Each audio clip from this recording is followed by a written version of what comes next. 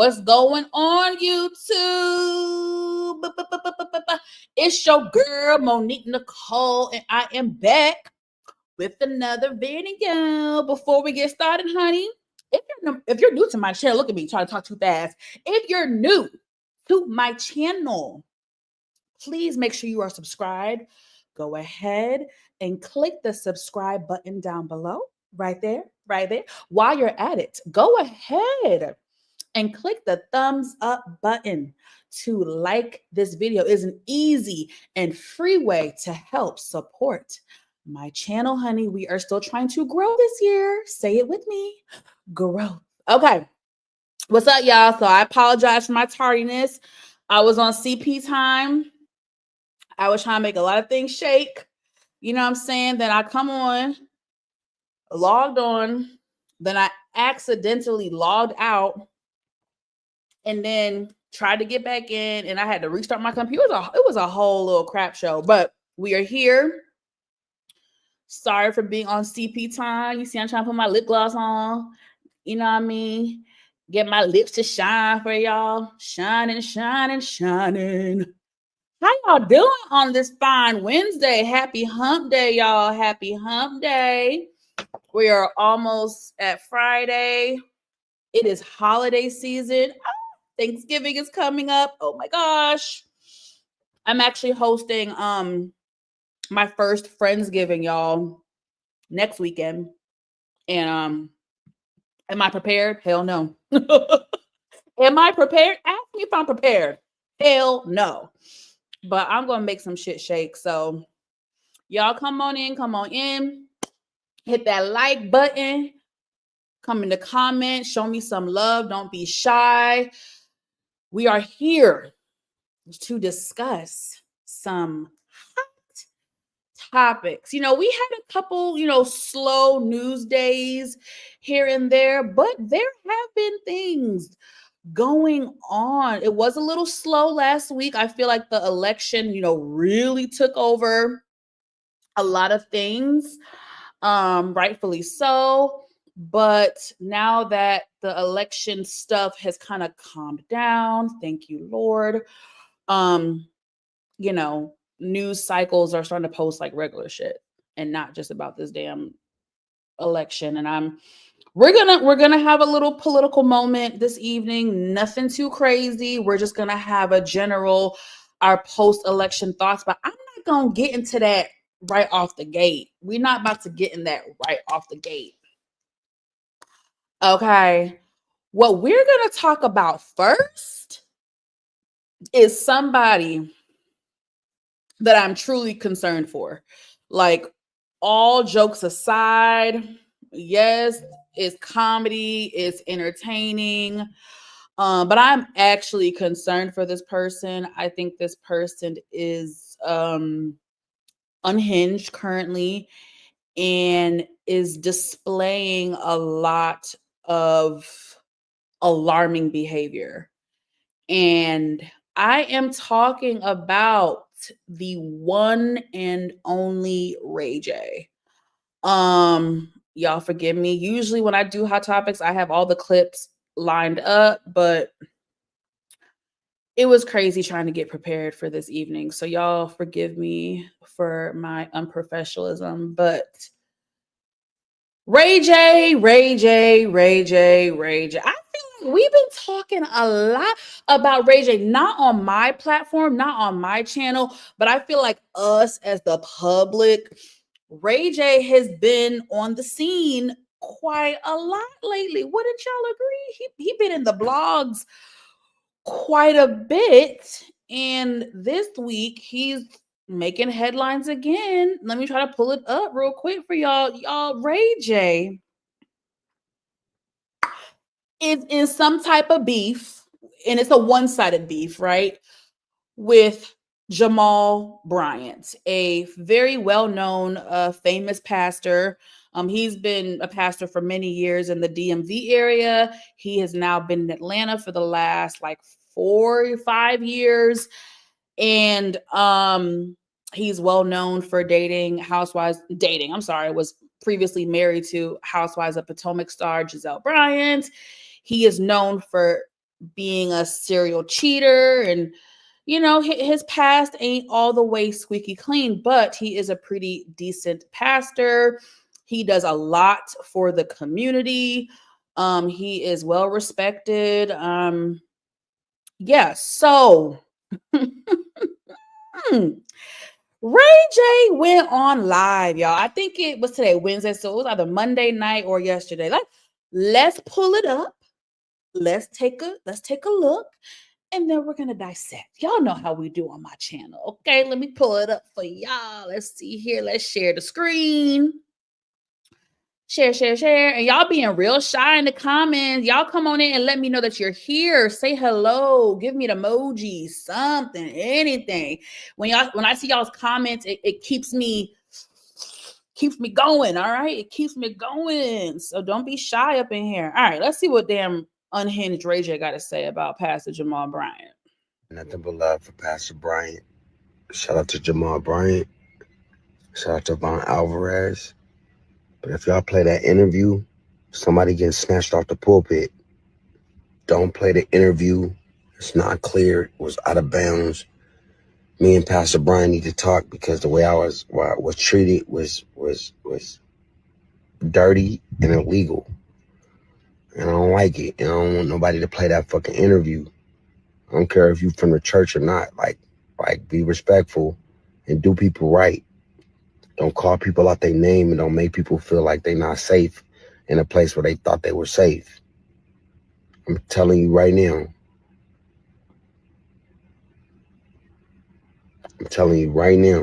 We need to work it out.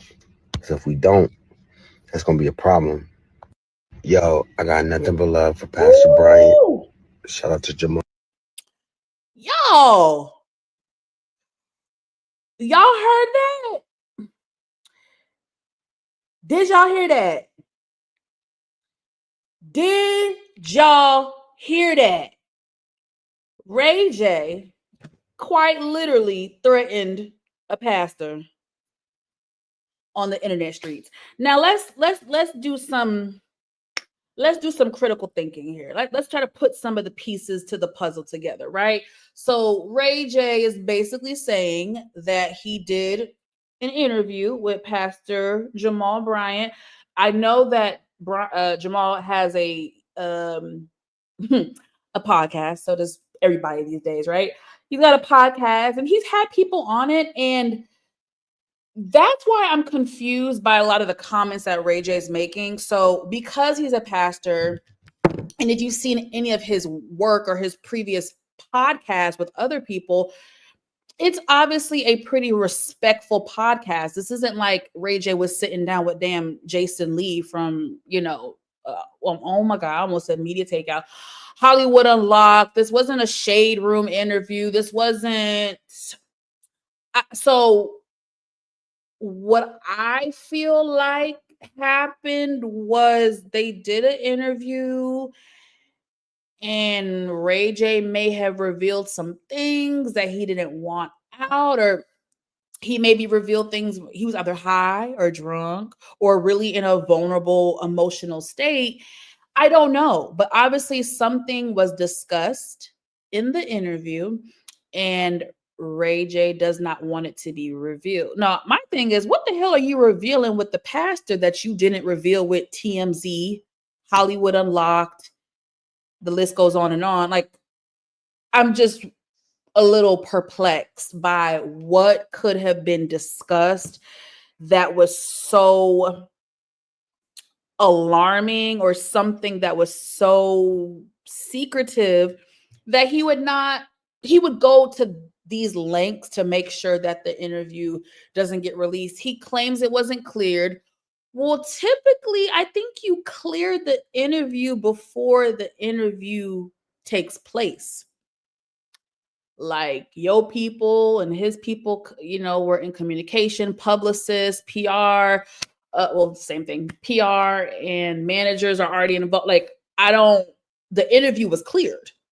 So now that it's been cleared and it was taped, he could release that if he wants to. But honestly, I doubt that Pastor Jamal Bryant will, because of all this negative hoopla that's been going on thanks to Ray J. My thing is, bro, you could have picked up the phone. This is a pastor. This isn't Suge Knight. I'm not understand why there couldn't have been a private conversation behind the scenes. Why did Ray J feel like he needed to go online to threaten a pastor, talking about some, I don't want to have nobody get yanked from the pulpit? Nigga, what? Nigga, what? And since we're on the topic of Ray J, I would be remiss if I don't talk about it. I'm sorry. Am I the only one who has noticed? Oh, I think I have something on my lip. Yep. Am I the only one that's noticed that Ray J has been a little off his rocker the last couple years, especially 2024? Like something's going on with the brother. Like, period. Something is definitely happening. I mean, he's done multiple interviews. He has himself wrapped up in this Diddy stuff. He's been on Piers Morgan a couple times. He's done other interviews. He's gone live. Apparently, there was an altercation with Diddy's sons, and it's been a lot going on, and so much more that I haven't even just stated. There's so much other stuff that's been happening, and I'm concerned. Like, when I watch Ray J as of lately, I feel like I'm watching someone who is unhinged. I feel like I'm watching someone who is on drugs. Ray J used to be on drugs. Let's just be real. He was doing drugs with Whitney Houston. Allegedly. I don't want to get sued. Allegedly. But so I feel like he cleaned up his act for a while, but I feel like he's back on drugs again. I feel he's on drugs and alcohol. And something that stood out to me, like before, like, I don't want to say before he was acting crazy, but like this year he did an interview with Shannon Sharp on Club Shay Shay, and it was revealed that his relationship with Brandy and his parents is not what it used to be. And if you guys know anything about the Norwoods, they are thick as thieves. You know what I mean? It's to the point where Sonia, his mom, and Brandy, his sister, have been accused of enabling Ray J for many, many, many years, which I feel like they have enabled him. I'm not saying that behind the scenes in the kitchen table, they did not talk to him or have their own form of intervention. I'm not there. I'm not in their house. So I'm not saying they've never tried, but to the general public, it's always came off like his mom and Brandy, and the dad, I guess, always enabled and made excuses for Ray J. And if you guys don't know, Sonia Norwood, not only his mom, but his momager, you know what I mean? The same way she was Brandy's manager, for most of Brandy's career. So there's always been a little bit of blurred lines, right? Because I feel like, there are some moments where she would have the mom hat on, and then there's other moments when she would have the manager hat on. And sometimes with that, lines can become a little blurred. But nonetheless, and there's another clip. Of Ray J sitting down virtually with the main guy from TMZ, and they're talking about Diddy, but Ray J is speaking in riddles, and I'm gonna play it so we can try to get through this together and figure it out. Hearing about artists paying victims to keep their name out of it. Do you know people who have had demands put upon them where they have paid off to keep this quiet? Here's what I do know. People do catch and kills all day. And a catch and kill, I don't know if, of course, you know, but for the regular world, somebody has the truth, somebody pays you to keep it quiet, and hopefully that money that you got paid secures your happiness while you watch the lie continue to succeed. I want to just make sure I understand you. What you're saying is what? That you know people who have been approached by women, men, whatever, who have said, give me money and I won't talk? Here's the other way around that, Harvey. I'll give you money, please don't talk. You are a well-connected guy. Do you know that what you've just described, is that going on now? Yes. They want to talk to me. They want to talk to me about what happened to them. They call me. They feel like they can trust me. Wait a minute. Calling you for what? Calling you for what? Because they want to tell me about certain things that happened with them and Diddy. Ray, I want to make sure I understand this. Are these high-profile people calling you because they've had some affiliation with Diddy that they don't want to come out? Child. Uh-oh, wait a minute. Wait a goddamn minute. Instagram just... Something went wrong with this. Hold the fuck up. Baby, Instagram been glitching lately, y'all. Oh my God, that scared the shit out of me. Anyway, what are y'all... The nigga was talking in fucking riddles. What do y'all think? What do y'all think about Ray J's comments? Can riddle me this. Why is Ray J so involved with the Diddy shit? Someone like Ray J with a very colorful past, quite frankly, should be the last person trying to be on Pierce Morgan and TMZ and all this. I just feel like if I was Ray J, nigga, sit your ass down and shut the hell up. Why the hell are you in this shit? And it is giving a little bit of paranoid, Derry B. I think he's on drugs, y'all, and I'm not being funny. He is a former drug user. Let me use my words right. He is a former drug user. That is a fact. He has said it before on interviews, so I will not get sued for that. He has said it before. So I just feel like what the way I've been, like the way Ray J has been, it's just very alarming behavior. And I'm wondering if the fact that he's distant from his family, did they finally have enough, guys? Did Brandy and his mom, did they finally have enough of Ray J's antics? Because like I said, y'all, they've been enabling Ray J for years. Sorry, y'all. I'm just trying to post on social media. I need to do better at that. I'm concerned. I feel like Ray J needs a freaking intervention,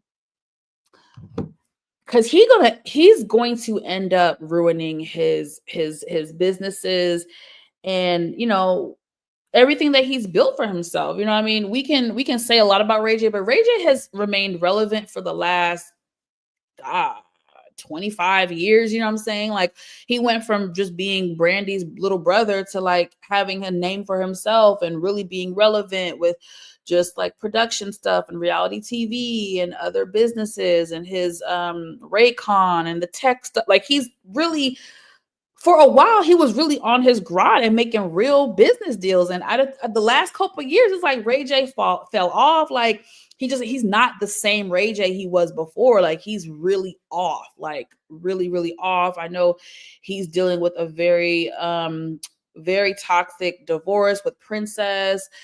Like, their kid, remember, they have 2 kids together. They just went viral like last month or 2 months ago because there was a domestic violent incident. There was some type of incident that took place, and they were recording the children, and they posted on social. It was really toxic. Oh, Amina, hey boo, I miss you so much. Hey girl, he want clout. Ray J always wants clout. That's what I'm saying. Ray J has always been an attention whore, but I feel like there's something a little bit deeper going on. It's definitely giving drugs. It's giving drugs. It's giving just weird vibes. Like, yeah, Ray J's always been an attention whore. Always look for clout. I do agree, but I feel like the Ray J that I've been seeing this past year, something is really off. And then the fact that he's not tight with his mom and Brandy anymore is really telling. Y'all, I don't know. I just know he needs to sit his ass down and not get wrapped up in this Jay-Z. Look at me. Whoop! In this Diddy stuff. Look, Lord, I did not mean to say that. Lord Jesus. All right, y'all. Let's move on. I've talked enough about Ray J. We just gonna pray for him. I'm gonna pray for him because I feel like he needs help, y'all. Like they're trying to make me go to rehab. I said no. He needs rehab. He needs an intervention. Stat. Pronto. He needs to go in a hole and disappear off of social media for like 3-4 months. All right, y'all. We're gonna talk about, oh Lord, do I have the mental bandwidth? We're gonna talk about Cam Newton, Dr. Cheyenne Bryant, who I adore, and his umpteenth baby mama, Jasmine Brown, which I hate that Jasmine Brown is being reduced to a baby mama because I've known her, but I've been a fan of hers for years. Like, she started out like on Vine. If y'all even remember Vine, she used to always do like a lot of like comedy skits. Like, she's one of the original people like 12, 13 years ago that was doing like comedy skits on the internet, like before, like just long time ago. So, and she's, now an actress and things like that. So I hate that she's being reduced to Cam Newton's baby mama, but whatever, she chose that life. All right, y'all. So Dr. Cheyenne Bryant, who again I am obsessed with, she is a clinical psychologist. She was on The Breakfast Club this week, okay, you guys? And Dr. Cheyenne Bryant, well, that's Jasmine. Dr. Cheyenne Bryant has become very popular this past year. With just different interviews that she's done and just the different platforms she's been a part of. She's definitely now, one of those celebrity doctors, one of those celebrity psychologists, if you will. So she did an infamous interview. You guys know, unless you've been under a rock, she did an infamous interview a couple months ago with Cam Newton. No, I think first was with Nick Cannon. And that was a great interview. And then she did one with Cam Newton, and it was, I say interview, but really like a podcast episode, which they spoke about a lot about Cam Newton's life, his love life, his situation, his multiple baby mothers, a lot of things. And, Dr. Bryant was trying to really dig deep into some things, and Cam Newton gave her quite a bit of pushback. One thing I appreciated about the sit down with Nick Cannon, even though Nick Cannon, there was moments where he disagreed or he didn't really understand her point of view, he was never rude. He was never disrespectful. He never had a nasty attitude. They were really able to have a very constructive conversation and really break some heavy topics down. And I feel like Nick Cannon was a little bit more receptive to Dr. Bryant's, I like to say the word advice because psychologists don't really give advice, but that's just a lack of a better term. I feel like Nick Cannon was very, very receptive. Cam Newton, on the other hand, was very combative, very arrogant, and it went viral. Okay, so this week on The Breakfast Club, they asked her about Cam Newton, and let's hear what Dr. Bryant had to say. Uh-oh. I want to do some more work. I want to have a conversation, or he's like, nah. He hasn't hit me up to say yes, but he's definitely not like nah. Oh shit. Okay. But who I would love to have a conversation with, whether it's on camera or not just to more support her in whatever she's doing right now or feeling or going through is Jazz. Yeah. I would love to have a conversation with Jazz, even if it's a private session. I think that she needs tools on how to be in this relationship if she's going to stay. And if she chooses to leave, she needs tools on how to also pivot that. And it's not about having a conversation with her or having a session with her to get her to change her mind. It's about getting her to feel supported and showing compassion and trying to figure out where she wants to navigate from here. So there's things coming out now. Does he hit you up and say, hey, I want to do some more work. I want to have a conversation? Okay, so y'all heard her. Nothing dealing with nothing rude was said. Let me see. What is that whole dynamic. But what can you say to her that'll change I think how it's happy helping, she is I think with it's this? helping her come to herself. Hmm. And I think that Jazz got herself into something that, one, she didn't understand that she was getting herself into. And I think she would love to backpedal if she could. But where do you go from here? You have a child. A lot of women, especially Black women, stay because they don't want to be a product of a broken house. Yeah. And they don't want to be a single mom. Who wants to be a statistic? Who wants to be that? Right. And so for her, I understand why she would want to stay to make it work. But I also would understand why she wants to leave to do it right. Yeah. And it's not because he has kids. It's because this man is not honoring you. Yeah. He's disrespecting you. And he's not only doing it privately, he's dealing with that whole maybe that public. He's not even allowing it to be pillow talk. You know, so it's like, and that's what I mean by the epitome of a high valued man in the most low functionality you can have. Like, you have no respect at all for this woman who you not only have a child with, but you are in a relationship with. You're waiting for God to give you more kids. You have a woman at home. You're sleeping with other women publicly on your platform for this woman to feel how doing it publicly. He's not even allowing it to be pillow talk. Baby, that's a word. That's a word. That's a word. That's a word. So all Jasmine, what does she say? I don't even think this is the post that shows like what she said, but she said some real ignorant shit like, "Oh, I know the man that I'm with, and trust me, we have conversations, behind the scene." Bitch, that don't mean shit to me. That don't mean nothing. That don't mean nothing. Like Dr. Bryant said, this man is publicly disrespecting you. Publicly disrespecting you. Let me just say something to y'all, and I need to understand, because I don't understand this logic with women. I'm about to come for the ladies real quick. And I'm a woman, so I can speak on this shit. I am always very confused and perplexed when I see women who get with men that have a certain track record, okay? i.e., the futures of the world, the young jocks of the world, the Stevie J's of the world. The Cam Newtons of the world. I do not understand for the life of me. And I am a woman, meaning I've gone through the heartbreak. I've been cheated on. I've been hurt. I've been all the things, okay?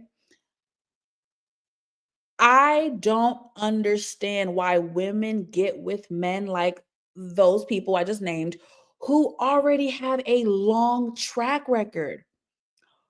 Do you think that you can change them? Because us women, every woman on the planet has been with someone who she loved and felt like, okay, well, I can change him, or I'm going to try to change him, or let me just stick it out because I see potential. I want him to be. Everybody has fallen victim to that. So I do not mean this with judgment. I do not mean this with any type of judgment, because I have been dumb too. And okay, I've done dumb stuff. But I have to tell you guys, in all my years of dating and relationships, I've never been with a guy who already had a track record like that. Like, all the ninjas I was with that ended up doing whatever, like I found out like, along the way, but I feel like when someone has a track record like that already, it's the blueprint, it's right there. What makes you think you being baby mama number 4, 5, 6, what makes you think you are going to be any different? What makes you think that he was with that other woman for years and had multiple kids with her? Never walked down the aisle. Why do you think you're going to be the one? Why do you think that? Cam Newton has such a track record. It's literally out there. I remember when I used to work for the Jazz Brand, I remember writing articles about him and one of his baby mamas. I think he has 3. I remember, and that was 3 years ago. So it's like, girl. And then you want to sit up here on the internet and try to fool us, the general public, into thinking that you are okay with your dynamic. My love, I know you're not. I know you're not. I know you're not. I know you're not. Jazz is a relationship type of woman. She loves to be in love. She's a relationship type of woman. She loves to be in love. She loves to have a man. She loves to have a relationship. She loves to cater to her man and be there and do all these. Then a few months ago or last year, she's like, I just love waking up early and cooking for my man and cleaning and taking care of the kids. And that's great. Oh, Inga, you're live too? Oh my God. I didn't even know that y'all were going live tonight, girl. Thank you, Inga Boo. I love you so much. Y'all, after my live, go and check the replay for Inga and the crew. I don't know what y'all are doing tonight, but yes, thank you, Inga, for showing love. I appreciate you, sis. And I will definitely return the favor. I got you. So to Jasmine, and there's nothing wrong, because when I'm in love, I go hard for my man. I like to cater to my man too. Like I have no problem with that. But bitch, you laid on your back and got knocked up to be a girlfriend and baby mama number 4. And what you thought was going to be different. And then the ninja, like Dr. Bryant said, you don't even have enough respect for me to be embarrassing me privately, my ninja. You went on your platform to admit that you are dealing with other women while I'm at home, a brand new mother, taking care of a newborn. Did you think about me? Did you think about my mental health? Did you think about my well-being? Did you think about my emotional state? I'm at home as a new mom taking care of your newborn child, and you go on a national platform and say some bullshit like that?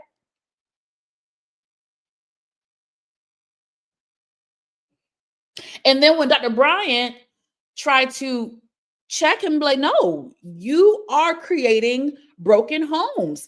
And I am just so thankful for Dr. Bryant, because this is something that I have been feeling and I've been saying for a while now. And because it's such a touchy subject in the Black community, a lot of times I don't speak up on it.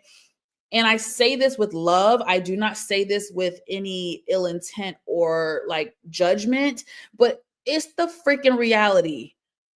The Black community has really normalized this baby mama, baby daddy culture. We have normalized it so much, you guys. We have made it so acceptable to just everybody get knocked up and having babies out of wedlock, and just it's like it's just nothing. People just popping out kids, multiple kids at that, with someone who ain't got. What do you have to show for it? What do you have to show for it? And don't get me wrong, because I'm not naive. I understand a ring in a marriage is something, but that don't mean it's going to be squeaky clean, because there's a lot of people who are miserable and married. So I completely understand that. But Black people, we need to wake up and stop normalizing this shit. It's not okay. It's not okay. It's not okay to be baby mama number 5. It's not okay. It's not okay. Men, it's not okay to be dropping your seed in multiple bitches and you got to go through 5 different houses to visit your kids, Nick Cannon. And then when we tell you you're creating broken homes, you want to look at us like Boo Boo the Fool. No, you are creating a broken home. You are creating a broken home. I'm not saying you can't repair it. It's going to take some work, but you are. So I don't even want to talk about it because I feel like some people can get offended and people are not going to really understand where I'm coming from. And again, it's not judgment. It's not judgment. My mom was a single mom. I have friends that are single mom. I have friends of all walks of life. It's not judgment, but it's still a reality. Okay. It is still a reality. Out of all the cultures, we are the main ones that really embrace that baby mama, baby daddy. No.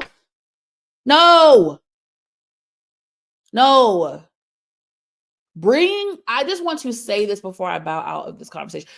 Bringing a child into this world with someone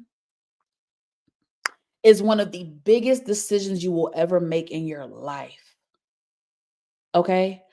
Who you decide to be with, who you decide to procreate with, can quite literally change the trajectory of your life.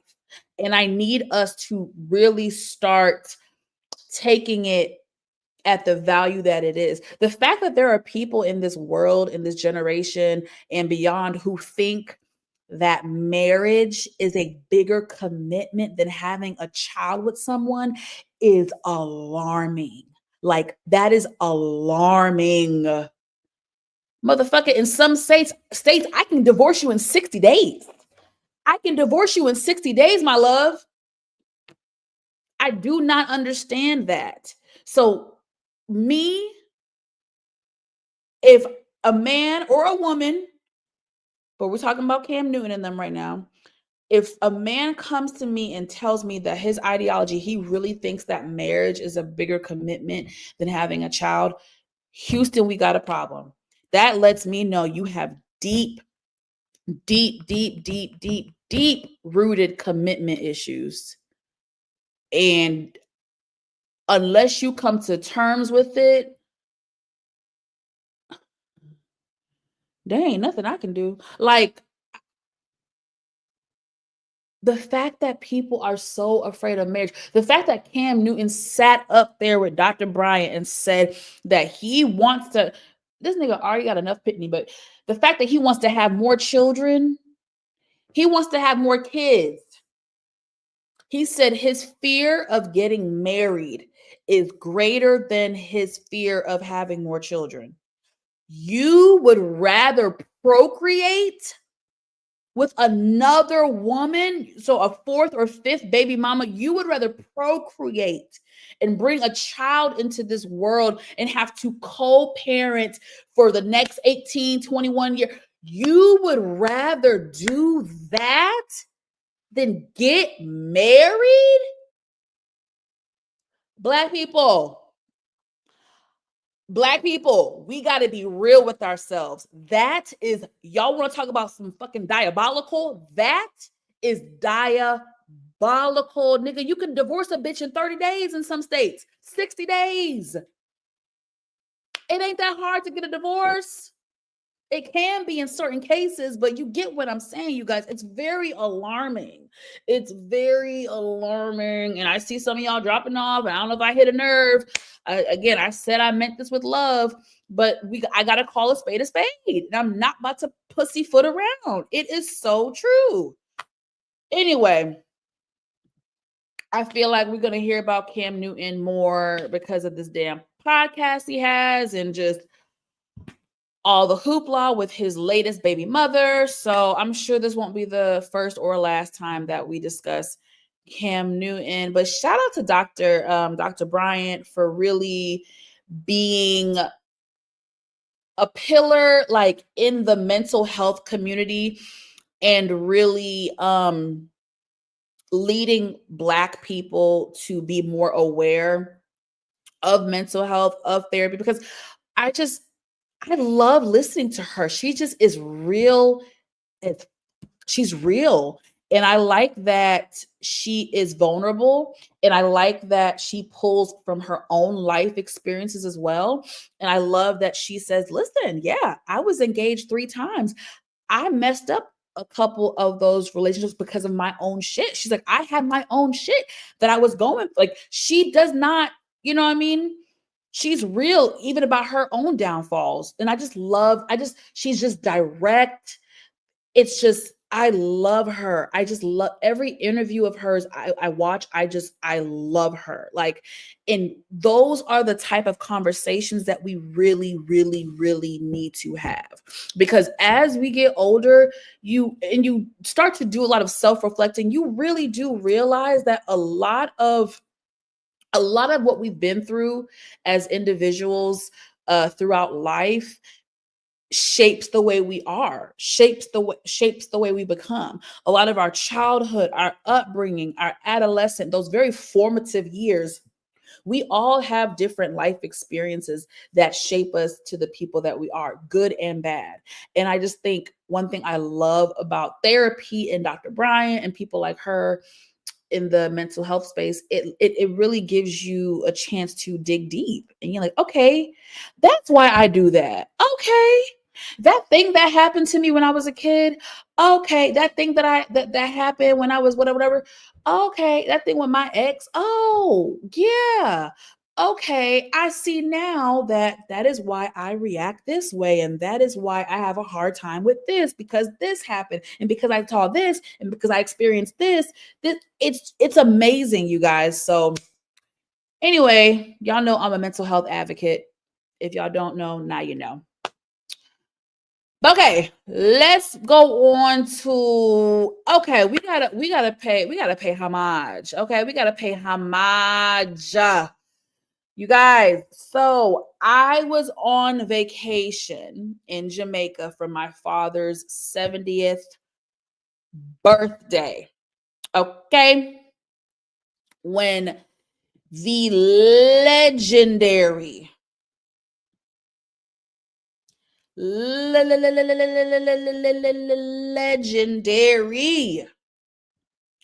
Quincy Jones passed away. And I was very, very, very sad. It was a different type of sadness, right? For me, it wasn't much of a shock because I knew that Quincy was getting up there in age. I knew that he had a health scare a few years ago. I think it was 2018 or 2019. He released that documentary on Netflix called Quincy. If you guys have not watched it, it is an excellent documentary. I think it came out 2018 or 2019, if I'm not mistaken.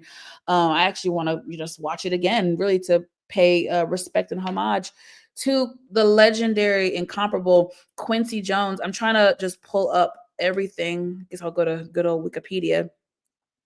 Quincy Jones, you guys, born 1933. Producer, composer, arranger, oh my eye, conductor, trumpeter, band leader, okay?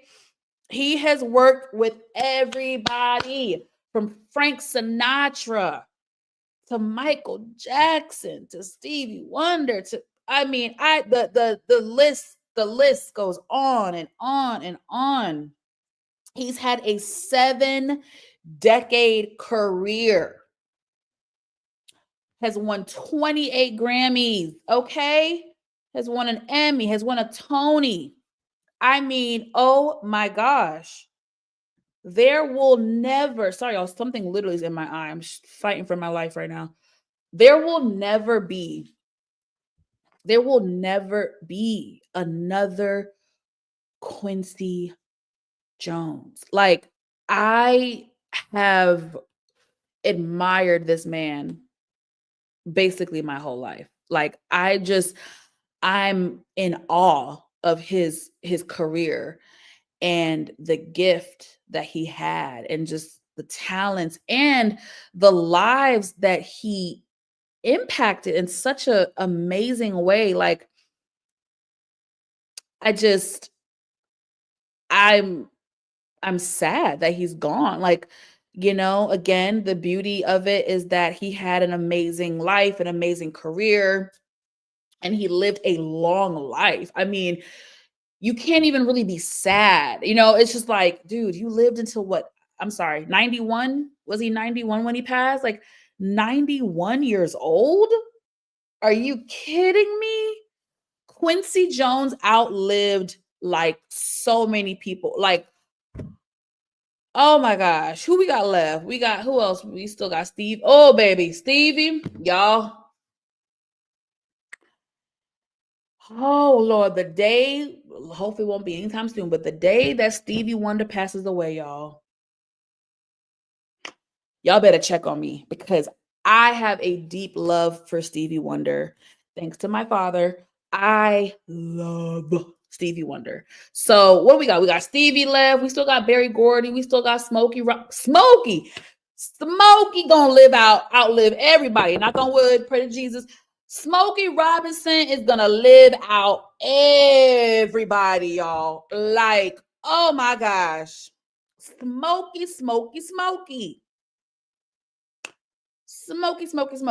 Robinson, y'all. But Quincy really lived a long, amazing life, an amazing career, a beautiful family. I think he left his kids like 70-80 million dollars a piece. I said, I know that's right, brother. I know that's right. I mean, gosh, again, everybody from Frank Sinatra to Ray Charles to Michael Jackson. I mean, and I think he also produced like a lot of soundtracks for several movies. Yes, he composed numerous films, film scores, including I don't care about that. In the Heat of the Night, The Italian Job, The Wiz, Color Purple. Yes. He's just, listen, one of the most decorated people in pop culture, in the music industry that we've ever seen, and will never have another Quincy Jones. So I am just like, oh my God, y'all, my heart. But his work will live on forever. Now another person that I must acknowledge, I must give credit to, is the famous, very popular, well-known radio personality here in Atlanta, Georgia, Wanda Smith. You guys, I was traveling when she passed, and my jaw dropped dropped because I didn't know that she was sick. She's kind of laid low the last couple of years. Of course, we had the panorama, the pandemic, and just things, so I haven't really seen Wanda, haven't really heard about Wanda in a few years. But for you guys that don't know, she's a staple in Atlanta, a staple. Okay. Wanda Smith is a famous radio host, radio personality. She's infamous for working with Frank Ski on the popular radio station V103 here in Atlanta, Georgia. I remember being in high school. So let me show you guys. I'm talking 2005. I used to wake up. This is before we had like the smartphones, baby. My alarm clock. I literally had my alarm clock wake me up. My alarm clock, you know what it was? Because it was never the buzzer, because the buzzer always gave me a heart attack. So I always had the radio turn on. That was how I would wake up every single day to get to school. And it was always on V103, Frank Ski and Wanda in the morning. You know what I'm saying? And like, she is just a staple in the Atlanta community and the, you know, the entertainment industry and, you know, radio. Obviously with radio, she's interviewed countless of people really over the last 17 years, because before V103 I think she was at another station. So she's, for the last 17 years, you know what I mean, she's really been on the radio and been a staple here in Atlanta. And I'm very sad of her passing. She is still very young. It was very unexpected. The cause of death has not been released, but it is to be assumed that it's some type of medical issue. I think I saw an interview where Frank Ski was talking about like when he found out that she was sick or whatever, but it's just like, oh my gosh, I'm just so sad. I know you guys probably won't care as much because you guys aren't really here in Atlanta, but trust me, ATL, like, and I hate that she is, to you guys outside of Metro Atlanta, I hate that her legacy, her name is being reduced to just that infamous interview with Cat Williams. I hate when anyone's reputation, name, legacy, work gets reduced to like one thing or one incident or the baby mother of, or the, you know, husband. I don't like that, because it's like, no, this person had a pedigree. This person had a resume and a whole career to show for it. So anyway, I had to show respect to Quincy Jones. Like, oh my God, I had to. And I wanted to give respect to Wanda Smith. Oh, may they rest in peace. I hate death, you guys. If y'all don't, I'm very sensitive to death. I know, it's just, I hate it. I hate it. I hate it. I hate it. All right. Damn. I'm trying to think of something funny that we could talk about, because I feel the last two topics were heavy. Like, I want to close with the post-election thoughts, but let me see if I have anything funny we could just talk about. Just get a little kiki. You know, I like to have a little balance on my channel. You know what I mean? One thing I think y'all do appreciate about me, we can get serious, but then I also cut up and be acting a fool. Okay, this isn't funny, but this is some shit we need to know. Okay, brother Denzel Washington, the legendary Denzel Washington, baby. So y'all know he's promoting the new film Gladiator that's coming out in theaters real soon, either this week or next week or something. Don't get me to lying. And brother was talking about his upcoming projects. And he listed quite a few, okay? Some that haven't even been, that are just conversations, you know what I mean?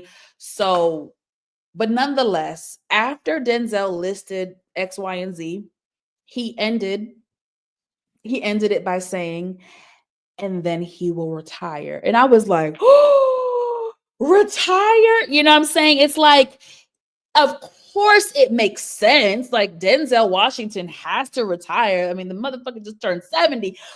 But I just never, because I've been watching Denzel Washington my entire life, I never really pictured a time of him like retiring. You know, he's been so consistent my whole life. And so I never really pictured a world where Denzel's not acting. So when he said retire, I was like, oh.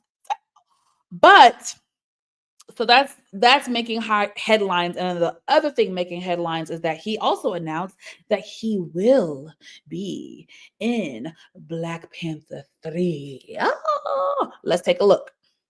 Let's take a look, see, shall we? Hold on. How do I? Here, I want to do this.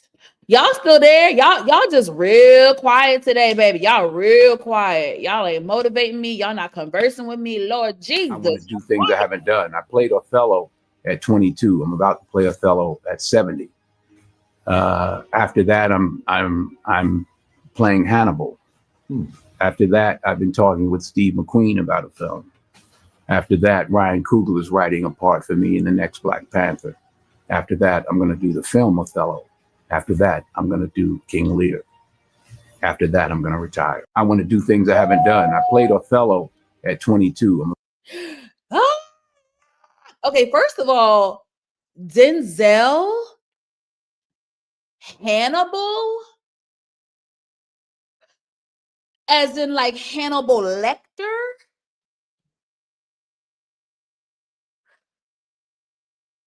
Yo, now who is he gonna play? Who is he gonna play in Hannibal? Baby, that should be interesting. That will be different because we haven't seen a lot of Denzel in horror. Correct me if I'm wrong, but Brother Man hasn't done a lot of horror. So, why people want to be texting me right now? What y'all think? I mean, he named about 5 films. So he ain't gonna, I mean, he gonna be working for the next 4 or 5 years, y'all. So I guess in the next like 4 or 5 years, then he will retire. But somebody in the comments said, if Morgan Freeman not retiring, neither are you. I am cracking up. I am cracking up. But I just, oh my God, Denzel can do no wrong in my eyes, Lord Jesus. Nothing better ever come out about Denzel because I love me some Denzel, y'all. He can't do nothing wrong in my eyes, baby. He can't do nothing wrong. He can't. He can't. Love that man. I love that. I love what he's done for the Black community. I love what he's done for pop culture. I love not only obviously his body of work, his talent, his dedication, his love for what he does, his craft.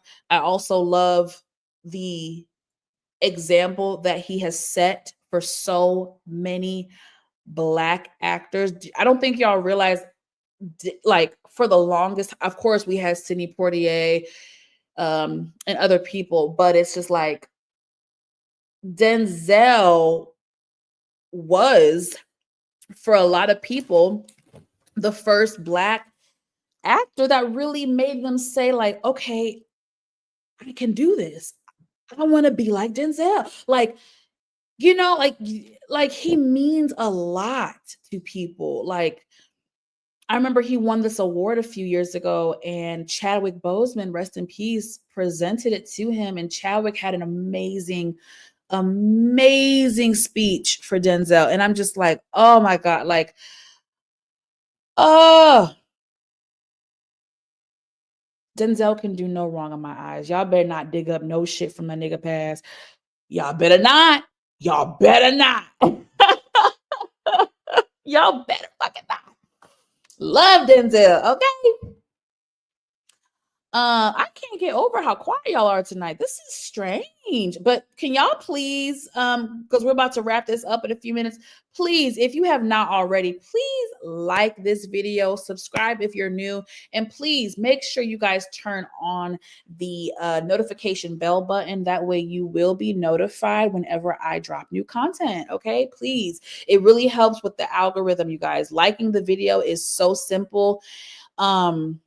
It really is. So please, please, please, please, please do that for me. Hit that like button. I appreciate it.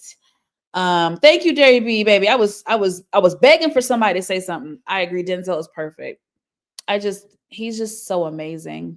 He's just so amazing. And really appreciate it. All right, y'all. So we're gonna close out. I was trying to find something funny, but I actually want to hurry up and get off before I think Lamont is going on at 9 o'clock. He had to push it back, it seems like. So I don't want to hold us up too long. I was trying to find a funny clip, but okay, not too much comedy tonight. Sorry, y'all. We were kind of heavy tonight. And then, speaking of heavy, I do not want to really marinate on this too much. And I'm not going to dive into I'm just not, but I'm going to do a quick post-election thoughts. I might actually do a separate video of me really diving deep into my real thoughts and feelings post-election. But I will say this, I'm gonna say it. I've seen some people obviously say it in the comments, and I've had my own conversations with my peers about it. Let me start by saying this. Am I surprised that Kamala lost? No. I'm not surprised that she lost. Let me take a sip. I am not surprised that Kamala lost. However,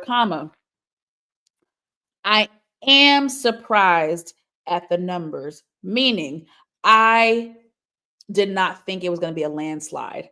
I thought if she lost, it was going to be neck and neck. And I thought if he lost, it would be neck and neck. Regardless of who won or lost, I really just I thought I knew that it was going to be a neck and neck competition, baby. Baby, Donald Trump, orange face, baby.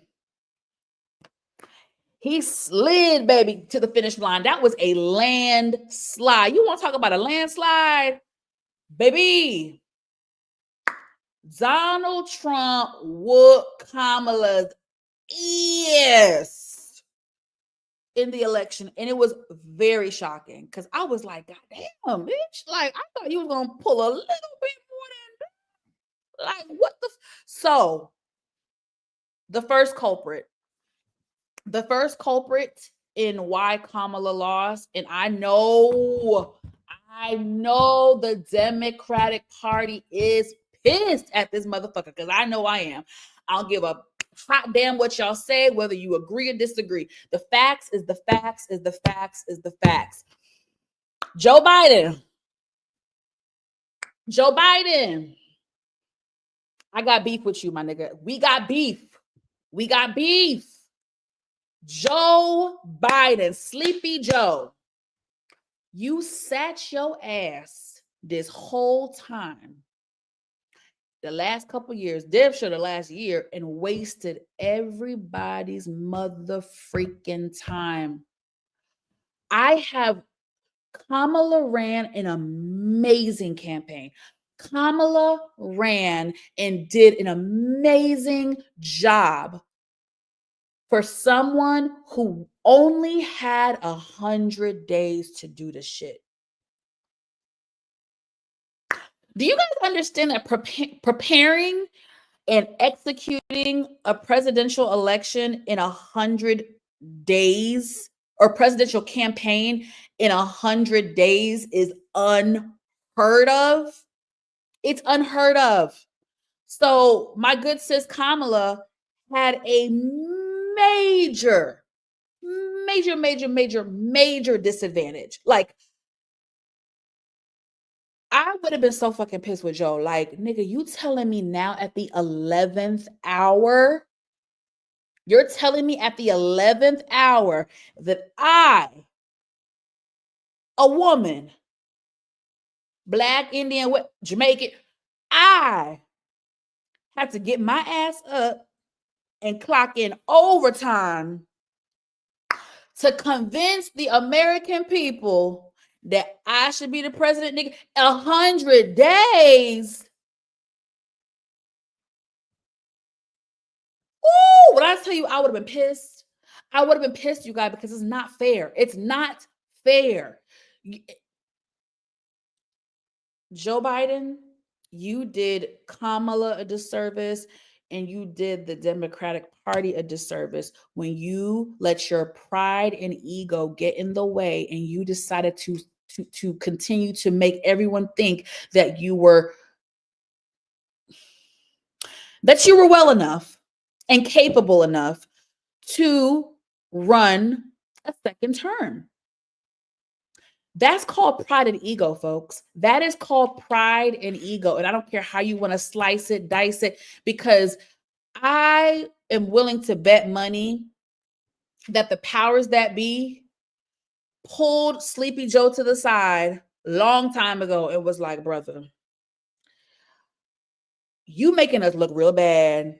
you falling asleep, you're tripping, you're falling, you're messing up words, you're stuttering, you're this, you thought your cognitive is off. I know they pulled Sleepy Joe to the side numerous times, and he was being stubborn, and he did not want to step down. Now y'all know that if this was Scandal, shout out to the Gladiators and the Scandal fans. Oh, I missed that show. If this was Scandal, y'all know Cyrus Bean would have handled it, right? Cyrus Bean would have handled it. But this is not Scandal. It's the real world. So they could not force him to step down. So this ninja at the 11th hour on a random ass Sunday, Monday, whatever it was, on a random ass day in the middle of the day, your ass just decided, you know what, guys? Yeah, I'm gonna sit this one out. I'm gonna sit this one out, y'all. I'm not really feeling it no more. Maybe y'all was right. Maybe y'all was right. Maybe I gotta sit. You could have done this 8 months ago, a year ago. Shit, at least at minimum 6 months ago to give Kamala some type of winning chance. The woman had 100 days to convince everybody that she could be president. Then let's go into the specifics now, okay? So with her campaign, even though I feel like she did an excellent job, she did. It could have been better. It could have been better. I think that she and her team focused heavily, and I'm not saying they shouldn't, they focused heavily on women's rights, reproductive rights, pro-women, It is absolutely crucial. And trust me when I say it, when I say that comment, I'm not making light of it. That is something that truly affects me. It's actually affected people that are close to me. I had a friend nearly die. I had a friend that had to hop on a plane, leave the hospital, go home, pack a bag, hop on a plane, go out of state. It was terrible. It was a terrible, terrible, terrible situation. So the reproductive rights very much so hits home for me. So when I say that she focused too heavy on it, please don't misconstrue my words. It is a crucial matter, one that she definitely needed to promote and campaign for. However, I also feel like she should have campaigned and really been as focused on other topics as well. I do think she should have focused a lot as well on the economy and the crisis that we're in, inflation. Yes, she mentioned it. Of course, she mentioned it, but it did not get that same heavy push as the women's reproductive rights did. And so we're in a time right now where people are desperate. People are literally one paycheck away from being homeless. Okay. And so inflation is, and we have to remember, inflation is not just an issue in America. Inflation is actually happening across the globe. Okay. So a lot of people don't realize that. How do I say this? Again, she addressed it, but I do not think she focused on it and again gave that really hard push like she did with the reproductive rights. But like I was saying, people are desperate. People are really struggling. People are one paycheck away from being homeless. So there's a percentage of people who voted for Trump strictly for economical reasons, financial reasons, for whatever reason. And if I'm wrong, please DM me, hit me up with the facts. But for whatever reason, Trump has people really brainwashed that they were in a better financial state when he was in office. And I just feel like, okay, well, that's not fair because he did a 4-year term. COVID hit in 2020. He was still president in the beginning of COVID. So it was a pandemic and things were happening. I mean, I just feel like, and then when Biden came in, he inherited a lot of that stuff. And I think even Trump's like tax, his law on tax or whatever, like that's the shit that he put in. So all these fucking taxes that us regular folks is doing, ain't that because of Trump? I don't think it's because of Biden. So I just feel like there's this discrepancy of what was done under Trump's reign versus Biden's reign, and like people be like, well, I had more money in my pocket during Trump. Well, yeah, because Trump has been in office since was from 2016 to 2020. Like, yeah, we were in the world was in a better financial state in 2019 and 2016, 2017, 2018. So, I mean, duh, that's not really a fair statement to make. You know what I'm saying? It's like, and then not to mention, Trump inherited Obama's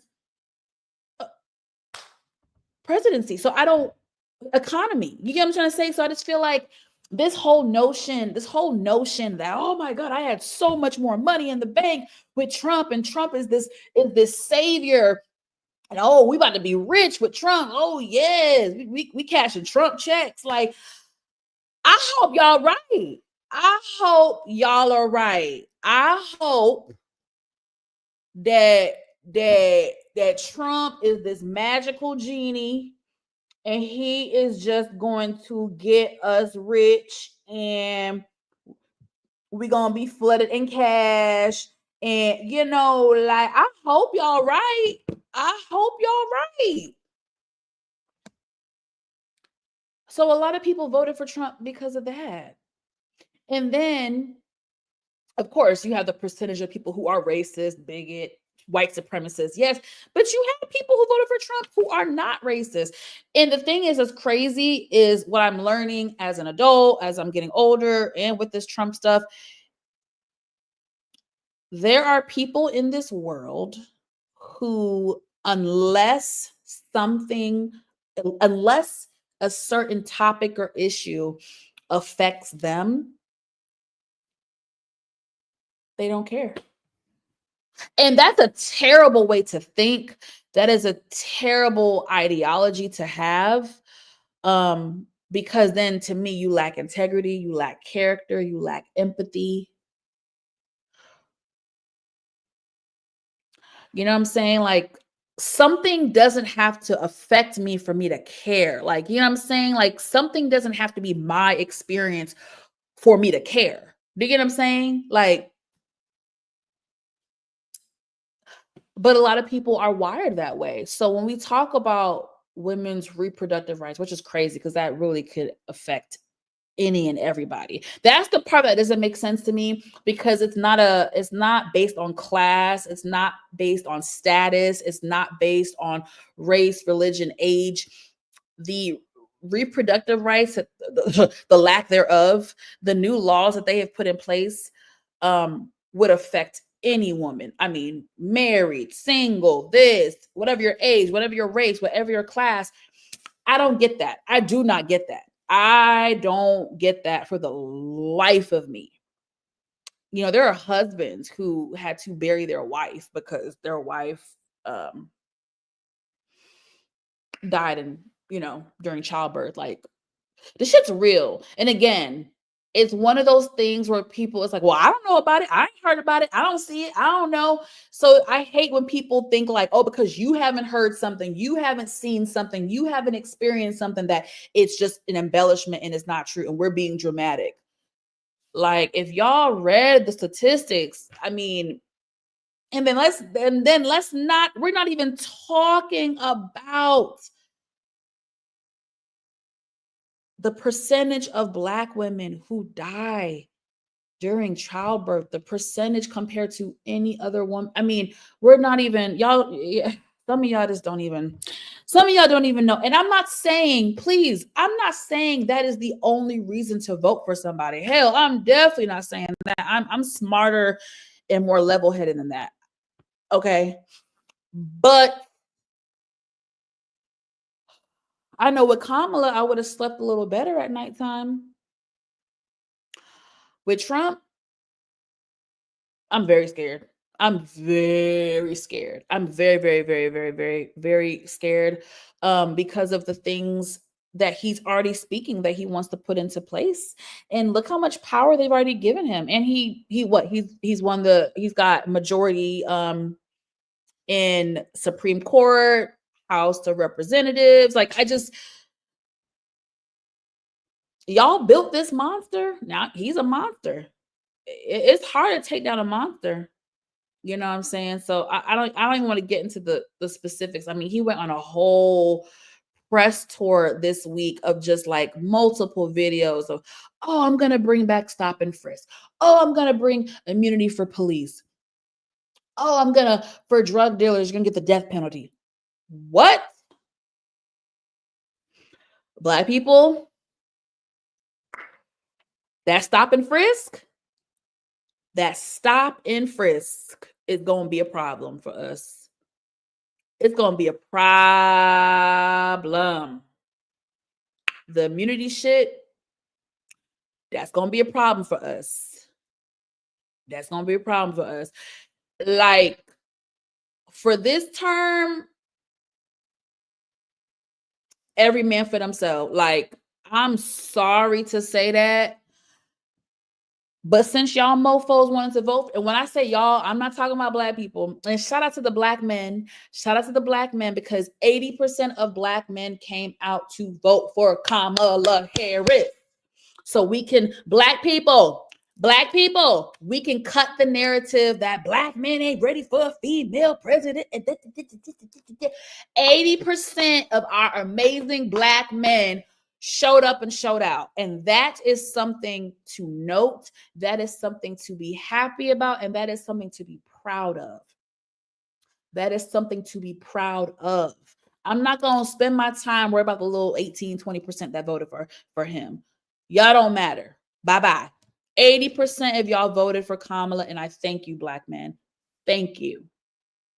Now the others, the Hispanic, the Latino, the 45% of y'all, the 45%, the 60% of y'all that voted for Orange Face, screw y'all.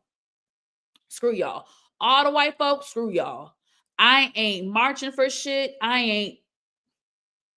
If it's not blackity, blackity, blackity, blackity, black, black, black, black, black, black, black. If it's not a black issue that's going to affect my community, sorry.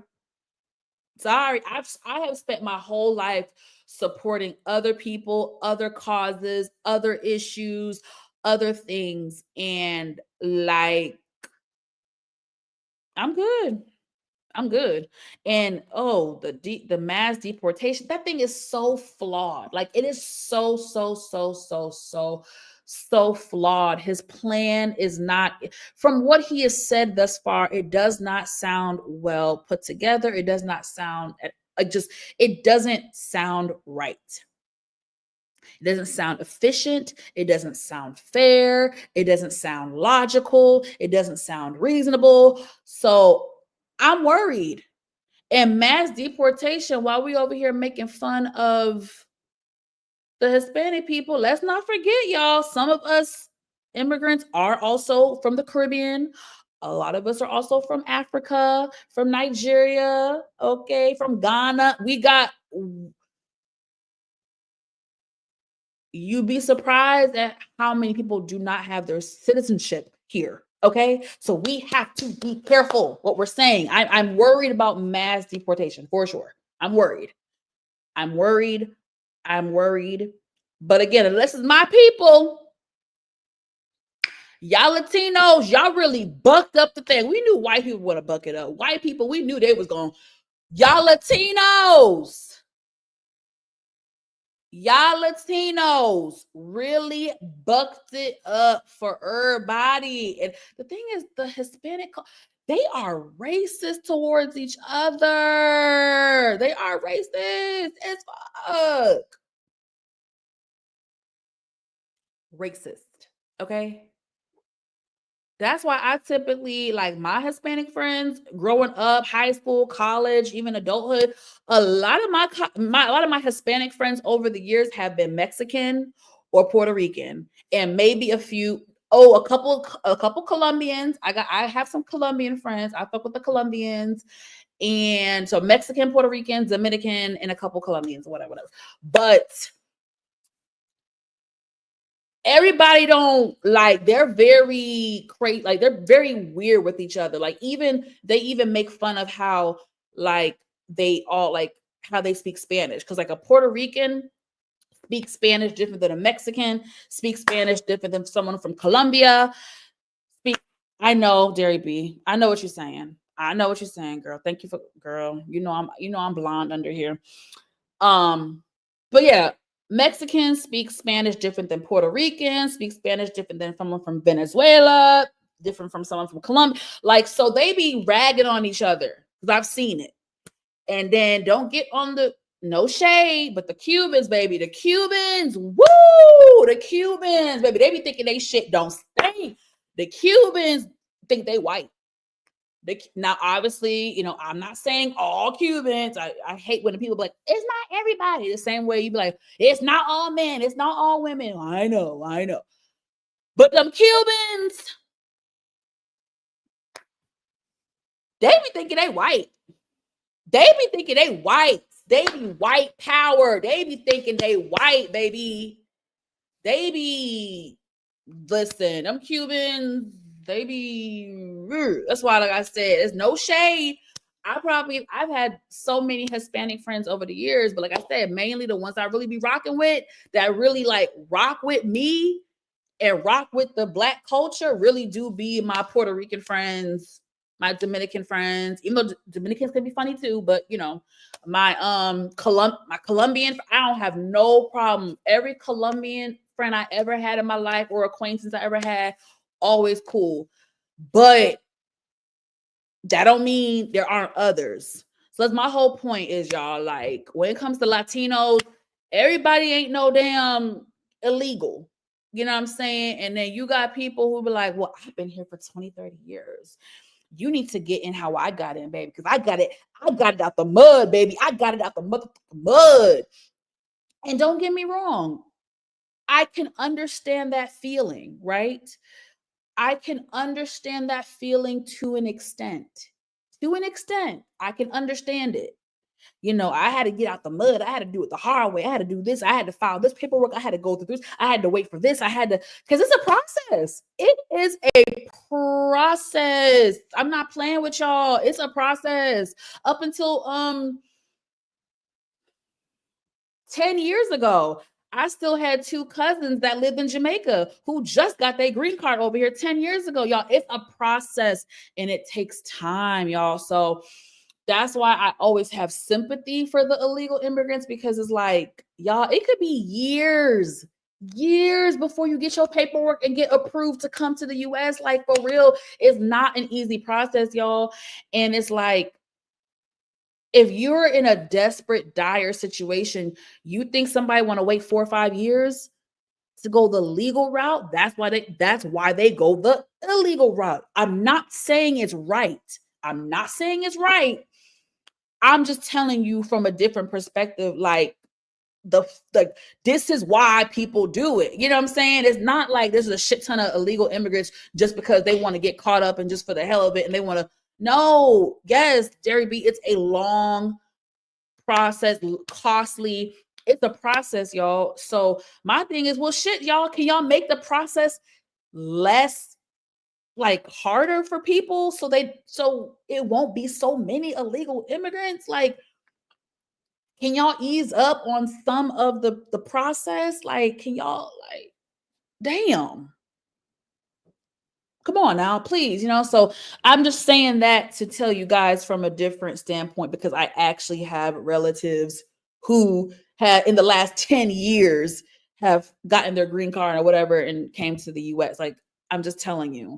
And like I said, immigrant doesn't just mean Latino and Hispanic. Immigrant can be Caribbean. It could be whatever, European. It could be whatever. You know what I'm trying to say? Like you could be from other places and not just in the Latin Hispanic culture. Like, and then he's talking about like splitting up families and like, so if somebody been here for 20, 30 years, you really gonna take them back? You really gonna ship them back? And they've been in the US for 20, 30. But you know what? Before I hop off this topic, they did that. They did that. A lot of y'all, if y'all not in the reality TV stuff, you won't know. But on Bravo, Real Housewives of New Jersey, Joe Giudice was the husband of one of the housewives, and he got caught up in some shit. Okay. Wasn't it? I don't know if it was fraud. I don't know. It was some shit. Okay. He had to do some jail time. So he served jail time, here in the US. And when he got out of jail, because he never filed for his, I think it's because he did not file for his, I don't know why I cannot say this word. Y'all, I cannot say this word without stuttering. His citizenship. Woo!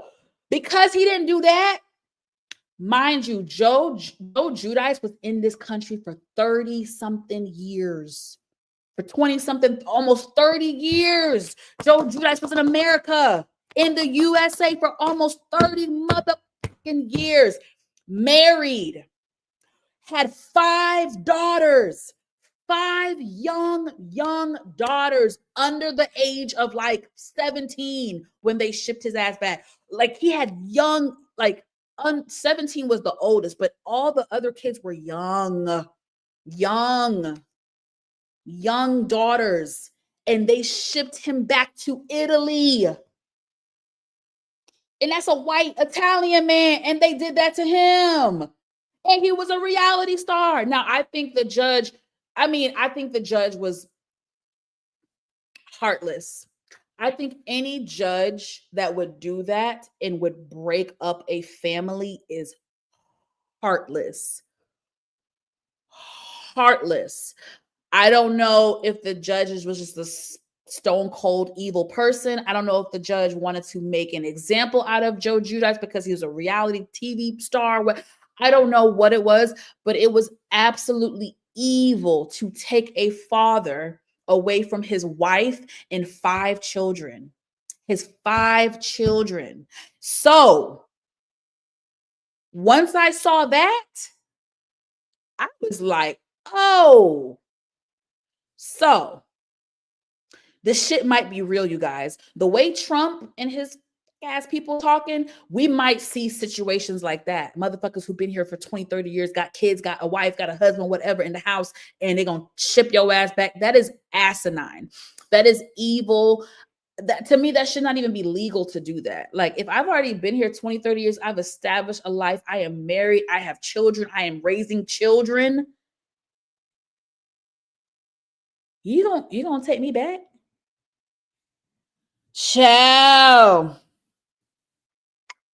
So we shall see. All right, I'm done, y'all. I ended up talking longer than I wanted to. A lot of y'all hopped off, probably went to Lamont. It's all to the good. Just make sure y'all come back and replay, crew. Thank you guys for tuning in. I'm a little bit sad I didn't have a lot of participation like I usually do, but for those that participated and engaged and spoke to me, I appreciate you. Definitely shout out to Derry B, because you were A1 day one, baby. You hung in there with me like a G. Appreciate you. Shout out to PG for stopping by. Greta, appreciate you always. Inga's a real one. She stopped by, even though she was on live. She stopped by to show me love. That's a real one right there. Amina, another one of my girls, stopped by, showed me love. I appreciate you. DeMarcus, always. You already know, brother. A1 since day one. Bonnie Love, honey, I haven't seen you in forever, boo. Renee, I think Renee, are you new to my channel, boo? I've seen your face before, but I feel like I don't see you often.